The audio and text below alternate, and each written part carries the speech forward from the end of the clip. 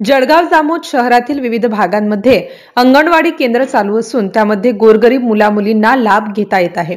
परंतु शहरातील प्रभाग क 4 व 5 क्रमांकामधील सुभेदारपुरा, सुलतानपुरा, काझीपुरा हे मुस्लिम बहुल भाग असून त्यामध्ये एकही अंगणवाडी केंद्र नसल्याने स्थानिक नागरिकांची गैरसोय होत आहे।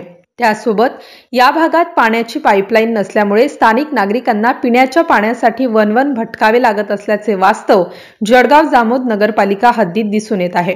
या संदर्भात यापूर्वी विविध संघटना तसेच स्थानिक ग्रामस्थांकडून नगरपालिका प्रशासनाकडे वारंवार निवेदने व तक्रारी दाखल करण्यात आल्या आहेत, परंतु प्रशासनाकडून झोपेचे सोंग घेत या ठिकाणी अद्यापही अंगणवाडी केंद्र सुरू केलेले नाही। या भागामध्ये लहान मुलांची संख्या अधिक असून अंगणवाडी सोबतच पिण्याच्या पाण्याची व्यवस्था करणे नितांत गरजेचे आहे। अशा मागणीचे निवेदन समाजवादी पार्टीच्या वतीने शहराध्यक्ष सय्यद नफीससह पदाधिकारी व कार्यकर्त्यांच्या वतीने मुख्याधिकारी जळगाव जामोद यांना देण्यात आले आहे। याबाबत नगरपालिका प्रशासनाने तात्काळ कारवाई न केल्यास लोकशाही मार्गाने 25 जानेवारी पासून आमरण उपोषणाचा इशारा समाजवादी पार्टीच्या वतीने देण्यात आला आहे।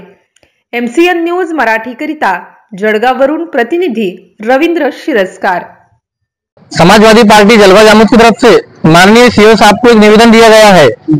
उस निवेदन में ये लिखा हुआ है कि प्रभाग क्रमांक 4 और 5 सुल्तानपुरा, राजा भरतरी, रानी पार्क, सुबेदारपुरा, काजीपुरा, चौबारा यहाँ पर अंगनवाड़ी नहीं होने की वजह से नागरिकों को परेशानियों का सामना करना पड़ता है। हम लोगों ने सीओ साहब से मांग की है कि जल्द से जल्द आंगनवाड़ी को शुरू करा जाए, अन्यथा समाजवादी पार्टी के माध्यम से 24 जनवरी को आमरण उपोषण किया जाएगा और अपना विरोध दर्शाया जाएगा।